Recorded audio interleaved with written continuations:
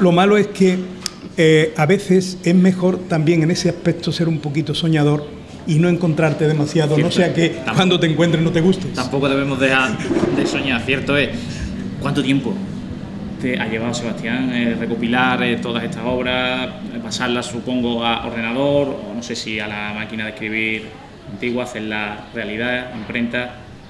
Hombre, ya yo iba en el ordenador. Ya manejabas el ordenador. Estuve a punto de coger la pluma de pluma, pero vamos, estuve con la estilográfica y luego ya estuve con el bolígrafo.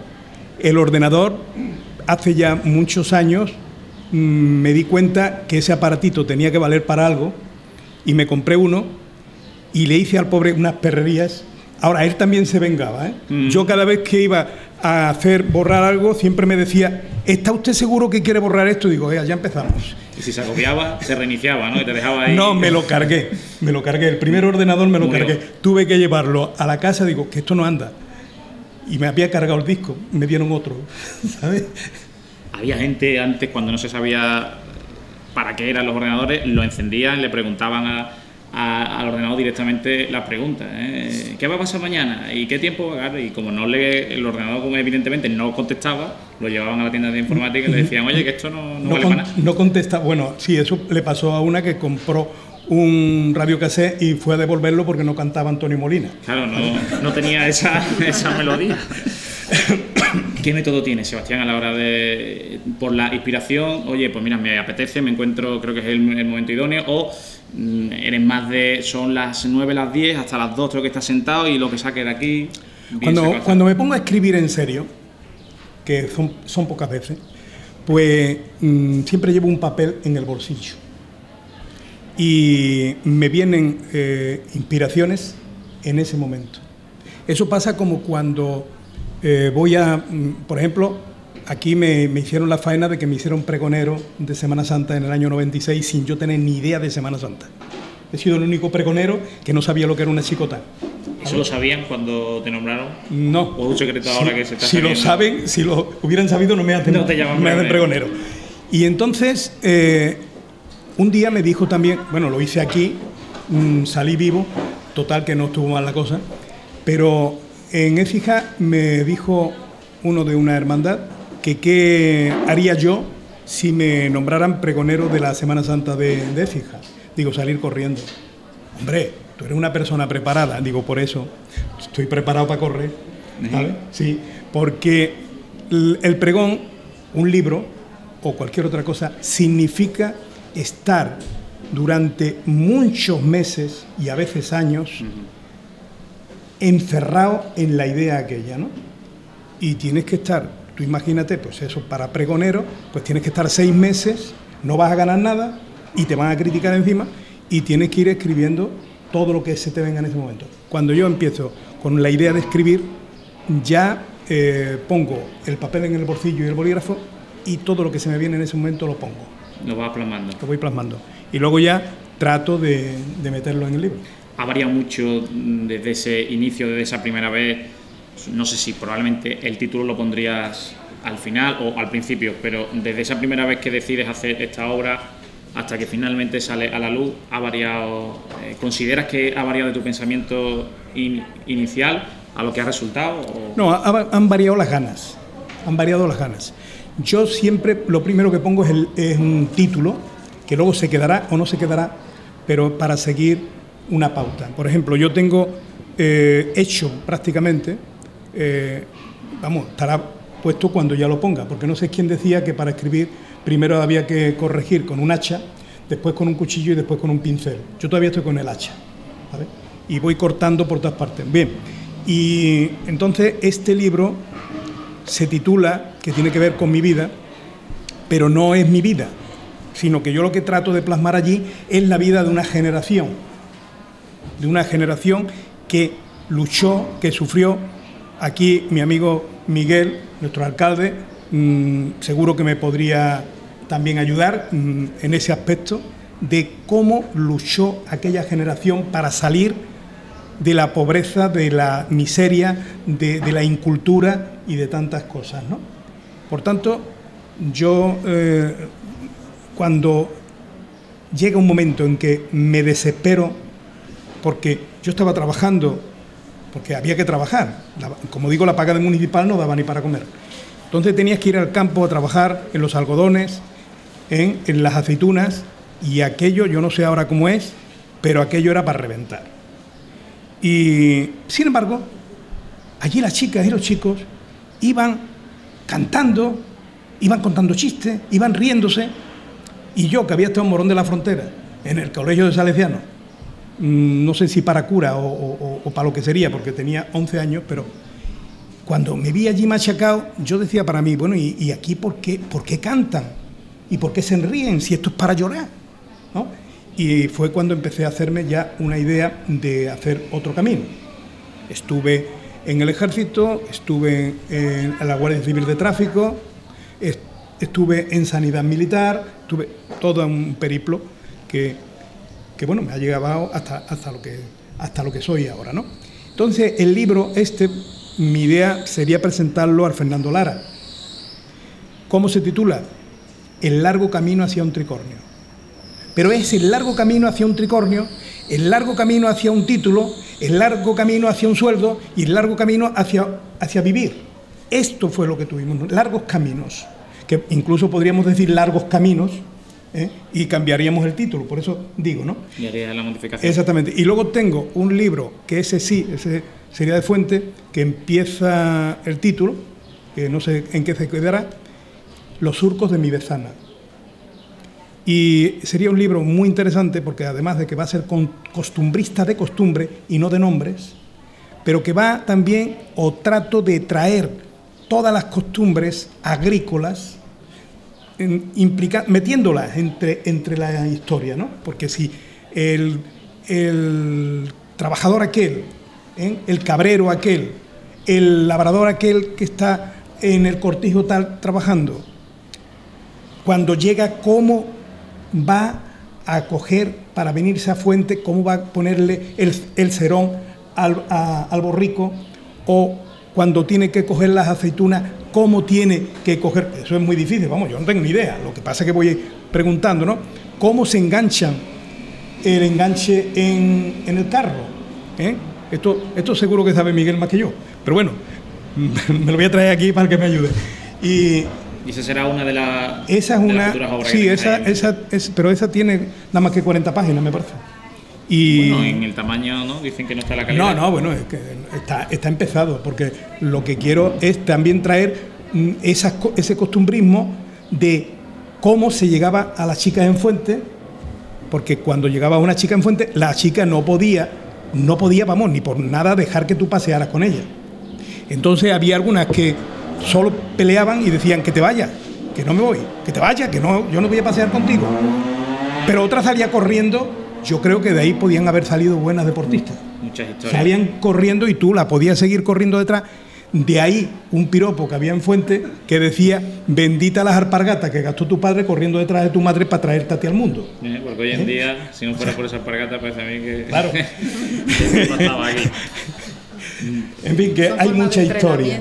Hay mucha historia y es una historia contada desde otro tiempo. Si se encontraran dos personas, una persona conoce tu obra, la otra no, y una le pregunta a la otra ¿por qué tengo que leer el libro de Sebastián? ¿Qué te gustaría que esta segunda persona le contestara brevemente? Porque se lo pasa uno muy bien y se ríe uno.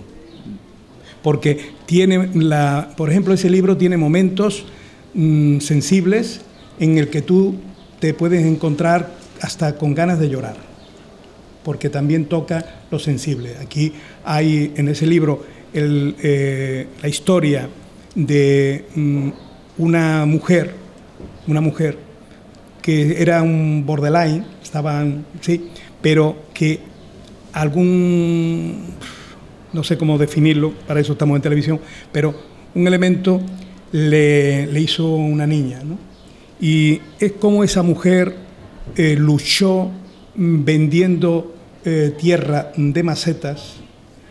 En un lado llevaba la tierra de maceta en una bolsa y en otro llevaba a su hija cogida, y aquello se podía haber pintado y hacer una obra de pintura maravillosa sobre lo que es la maternidad. Pero también se puede hacer una poesía de ella y esa persona cómo luchó por su hija, ¿no? Entonces hay momentos de sensibilidad, pero también hay momentos que te lo pasan muy bien. Sebastián, ¿dónde se puede encontrar tu libro? Para que la gente... Pues antes lo teníamos en Turismo, ahora José Manuel sabrá dónde está, pero creo que está en la... Le preguntaremos después. Está en la plaza de Abasto, tiene que estar en el comercio que hay allí, ¿sabes? Sí. Bueno, pues ha sido un placer conocer la parte más personal de vosotros y de vuestra obra. Para los que nos estén viendo en televisión, para hacer un breve descanso, nos iríamos a publicidad. Para los que estamos aquí, bueno, pues continuamos con la tertulia, con el segundo bloque, y ahora sí me gustaría que participarais y que sea algo más dinámico, ya no tan personal. Cuando cogéis un libro, si no os gusta, ¿lo aparcáis o, como hace mucha gente, que a las primeras 15-20 páginas, si no le atrae, lo deja, o vosotros sois de los de, si lo empiezo, lo termino?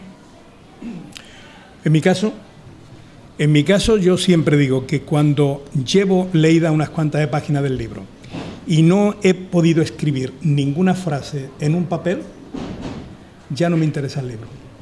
¿Lo dejas, Dolores? No, yo no lo dejo.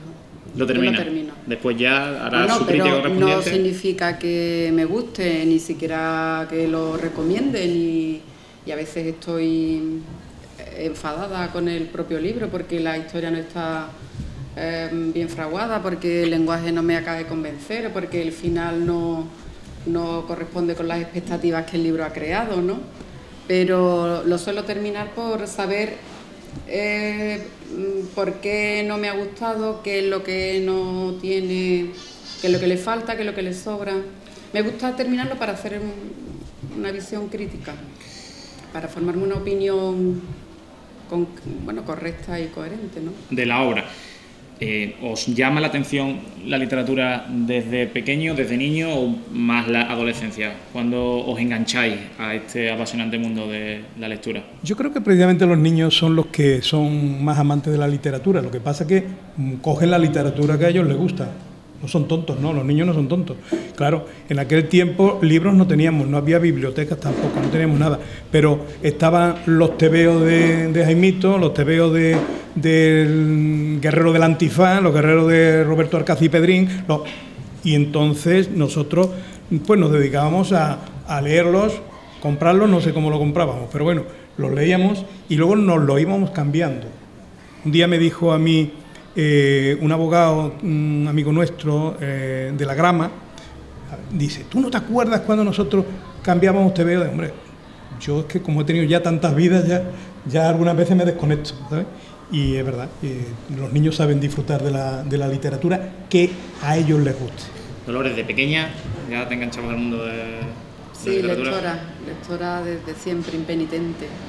¿Y qué libros leíais? Y además de estas voraces que lo dejan todo si me engancho a leer, solo quiero leer, es un vicio. Yo creo que eso ha terminado después en lo que eres. También hay mucha falta de tiempo en la vida que llevamos, ¿no? Y leer requiere tiempo, requiere tranquilidad, requiere a veces un espacio incluso. Y bueno, la lectura lo tiene difícil, pero yo lectora desde pequeña, desde pequeña. ¿Y qué solíais leer? ¿Cuentos? ¿Cómics? ¿O ibais más por el mundo? Bueno, en mi caso ya te lo he dicho. Lo que pasa es que luego yo he tenido que estudiar al salto la mata, como digo yo. Yo me acuerdo que un oficial, un capitán médico, me decía a mí que yo tenía muchas lagunas. Vamos, él tenía... Bueno, pero yo le decía, no, lagunas no. Yo tengo océanos, lagunas no. ¿Por qué? Pues porque yo mi enseñanza, la mía y la de muchísimos de mi generación, no era una enseñanza como ahora arreglada, que van los niños paso a paso, pom, pom, pom, y van andando como si fuera una escalera. El niño, si ha querido, está preparado. No, aquí te encontrabas con un profesor que, bueno, su manera de enseñar es coger una fusta de los caballos, y cuando veías la fusta de los caballos, hasta Babieca se hubiera puesto espabilado, ¿sabes? y Rocinante hubiera pegado saltos que no me vea. Y claro, era muy difícil estudiar en aquel tiempo, ¿no? Salvo que fueras una eminencia y además tu padre pudiera regalarle al maestro un saquito de garbanzos de vez en cuando, ¿sabes? Era muy difícil estudiar. Perdona, ¿te importa que retome la pregunta anterior?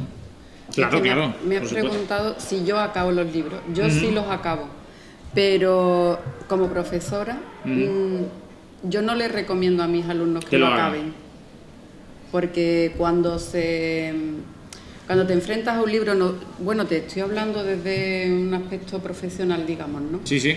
Que tengo la obligación del fomento de la lectura. Bueno, aquí estamos exactamente en un acto relativo a ello, que es de obligado cumplimiento ahora en programas oficiales, el fomento a la lectura. Yo pienso que la lectura debe ser fuente de información, de conocimiento, pero la lectura tiene que ser, antes de nada, fuente de placer. Tú no puedes entrar a disfrutar la lectura, hacerte un lector, no un leedor, que son términos que hoy se confunden, pero que son distintos y cada vez más distintos, ¿no? Los leedores son los que leen Abuela Pluma, porque en realidad la lectura está presente en nuestras vidas, ¿no? Leemos los WhatsApp, leemos la publicidad, leemos todo, ¿no? Tenemos la vida llena de letras.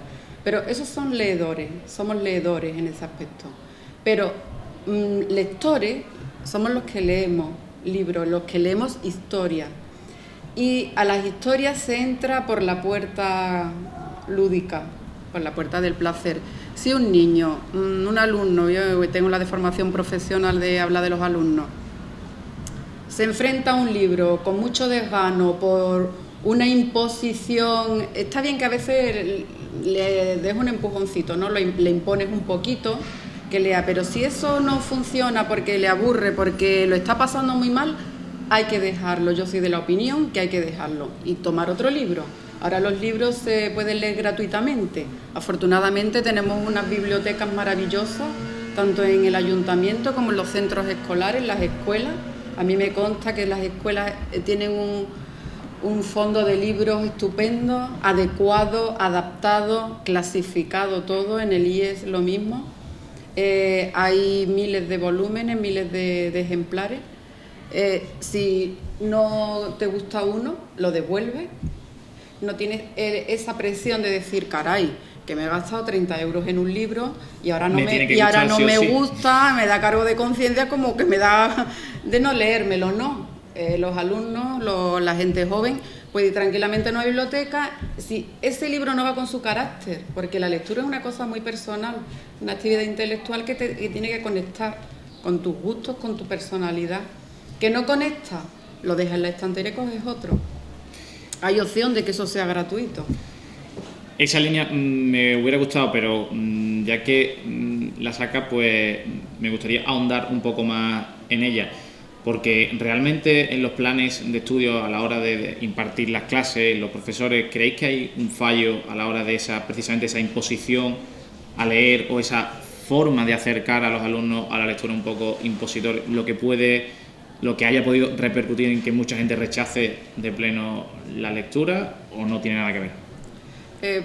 Depende también cómo se haga. Yo creo que estamos obligados, ¿no? Porque si por naturaleza los alumnos, bueno, y ahora que hay tantos medios de diversión ajenos al libro, ¿no? Nosotros estamos en la obligación de ponerlo un poco en contacto con la lectura, ¿no? Y empujarlos un poco, también la metodología que se siga.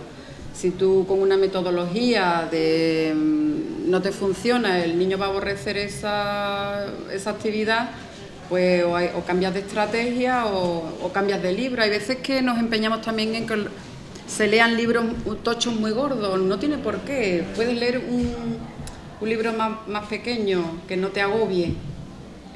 No todas las personas tienen la misma paciencia, la misma quietud interna. Entonces, pues a ti un tocho te agobia, pues más pequeño. Que el Quijote no te lo quieres leer del tirón porque son muchas páginas, Pues te lees 3 capítulos y dentro de un mes te lees otros 3 que a lo mejor no son ni los que le siguen. Lo lees al final, 3 capítulos, y después lo vuelves a retomar. Hay muchas formas de leer. Lo importante es leer, pero yo soy un poco más liberal a la hora de establecer la manera. La manera tiene que oscilar, porque las personas son muy diferentes. Tiene que variar, pero el trasfondo debe de estar ahí. El fin tiene que ser... El fin tiene que ser... en la lectura. Ahora, como lleguemos, pues yo pienso que hay que contemplar diversos caminos, que no se puede decir esto es por ahí todo el mundo. Pienso que no. Yo estoy muy de acuerdo contigo, no sé lo que dejas un libro, te ha gustado la primera parte y luego lo dejas, pues no, pues lo dejas. Que es de cuento y uno no te gusta, pues te lo saltas. A grosso modo, ¿qué significa para vosotros, o más qué significa la literatura, en qué os ha transformado o qué os ha aportado a vosotros la literatura, la lectura? Bueno, la literatura, vamos a ver, transformar no transforma a nadie, porque uno es, como decía Sancho Panza, uno es como Dios lo hizo y a veces peor.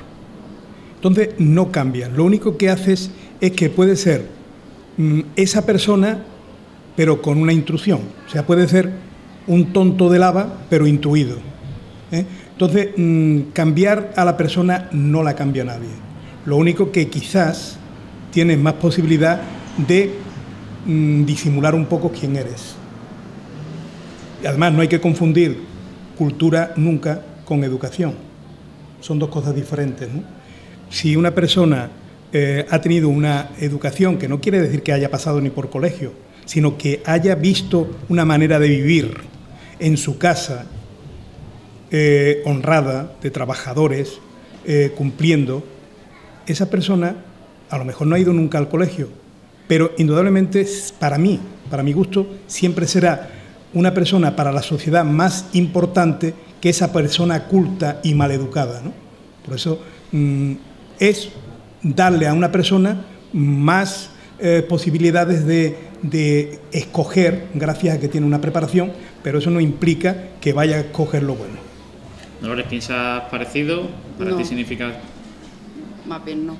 La lectura es una forma de conocimiento, es una forma de enriquecimiento personal, que yo creo que sí que cambia a las personas. Yo creo que pobre también. De aquel que vea una película y se quede indiferente, pobre de aquel que lea un libro y se quede como si no lo hubiera leído.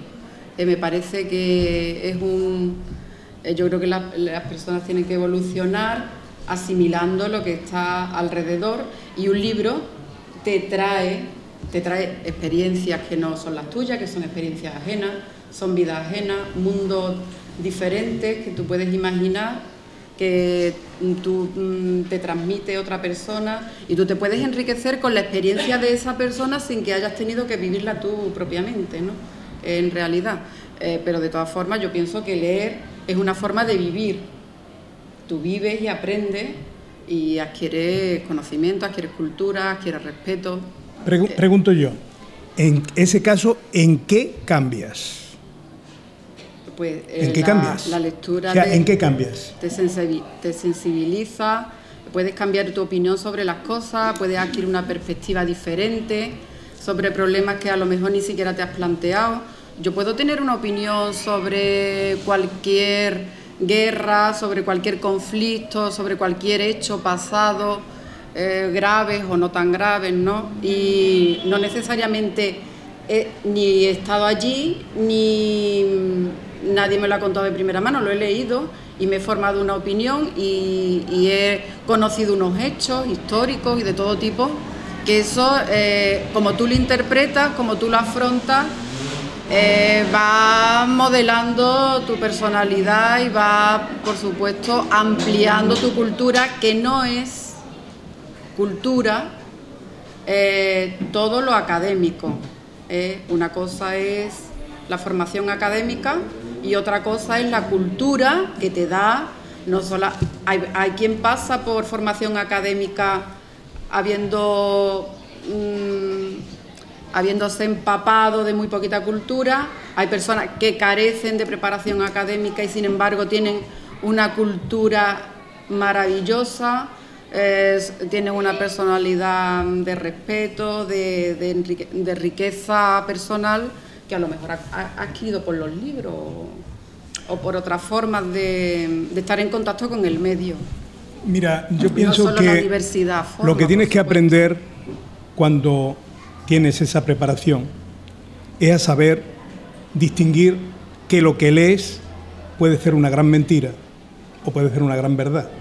Acabas de decir la historia, alguien dijo que la historia era lo que se contaba de unos hechos que no pasaron, escrito por alguien que no estaba allí. Entonces, si tú tienes que ser otra persona por lo que diga un libro, pues mal vamos. Perdona, pero para mí lo que hay en un libro es real. ¿Ah, sí? Sí, totalmente real. Para mí Don Quijote es real. No tiene nada que ver el hecho de que existiera físicamente, biológicamente, como persona, pero tiene una realidad innegable como personaje. Y para mí todo Cervantes, quieres decir, ¿no? No. Don Quijote existe como realidad literaria. Y existen, todo lo que hay en un libro existe, no como realidad. En fin, vamos a entrar realidad en física, filosofía. pero sí existe, eso es la filosofía de la que parte todo arte. Se ve un cuadro o yo veo una fotografía, digo, esa es la iglesia. En el momento en que esa imagen es real. Vamos, la iglesia no está aquí. Pero quiero decir que lo que hay en los libros, para mí, como realidad artística y literaria, es real. Bueno, claro. Y los sentimientos que ahí se ponen son reales, claro, independientemente. ¿Y eso te cambia? ¿Y eso te cambia a ti? A mí, el haberlo leído, sí. La percepción, mucho. A mí la percepción de eso, la opinión que me fraguo, aumenta mi respeto por otras vivencias, por otras culturas, por otras... O sea, unas palabras te pueden cambiar a ti. A mí sí. Sí, hasta un detalle. Y un poema o sea que me puede si cambiar. Aquí empezamos a decir jamón, jamón, jamón, estamos todos comidos ya. No, a lo mejor. ¿No? No, a lo mejor. No. Es una palabra, ¿no? Y es jamón. Está escrito pero, y yo ya me encuentro comido con ello. Pero, Sebastián, yo no. Mira, sí. Más bien no. Si tú dices jamón. Ojalá, jamón, mira, para la dieta del adelgazamiento. Las palabras son palabras. No, Sebastián. Las palabras son palabras. Yo creo que cambia. Te lees el menú de un banquete y dices, oye, ya estoy pero te voy a explicar por qué. Hasta mañana, baby. Dicen que las personas se crean un concepto, ¿no? O que cuando nos hacemos, digamos, el perfil de una persona, tardamos 2 segundos, 3 segundos. Los primeros 3 segundos nos hacemos una idea de es el subconsciente. Sebastián, yo por fuerza me he tenido que hacer la tuya, no porque por obligado. Si yo me encuentro contigo y tú me dices jamón, jamón, jamón, jamón, te puedo asegurar que mi percepción original cambia. Pues ya me está condicionando. Yo me encuentro con una persona que hablo con ella y lo único que me contesta es jamón, jamón, jamón, y ya me está cambiando, para empezar, mi forma de pensar original que yo tenía con esa persona en el primer momento que me la originé, hasta para que veas que hasta una simple palabra puede cambiar la forma de pensar de una persona. Ya no implica eso que las opiniones que tomemos, las palabras no las puedan cambiar tan rápido. Rápido, ¿no? Yo creo que, sobre todo, lo importante es tener la capacidad suficiente para que no nos engañen. Y para eso hay que meterse en el libro y para eso hay que conocer. Bien, eso es lo bueno que tiene la opinión, que cada uno tiene la suya. De acuerdo. Sí. Bueno, pues dejamos este bloque, nos vamos ya casi al final, hacemos un cambio, con ya vamos entrando un poquito más en tertulia. Este ha sido más la literatura para vosotros. Me gustaría ahora que habláramos de la literatura un poco en general. ¿Creéis que la tecnología actual que tenemos fomenta o disminuye la práctica por la lectura? Tanto ebook, tanto acceso a libros. ¿Creéis que eso ayuda o todo lo contrario? ¿Está haciendo que se lea menos porque los niños tienen acceso a una tecnología que no la enfocan por la lectura, sino más bien por los multimedia, el juego? Bueno, con lo de la tecnología no se puede hablar así en general, ni de que perjudique, vamos, según yo lo veo, ni perjudica ni beneficia en principio. Yo creo que ahora las nuevas tecnologías se nos han venido encima tan rápidamente que ahora mismo hay un desequilibrio. Hay desequilibrios que yo creo que el tiempo se ocupará de corregirlo. Es verdad que las tecnologías podrían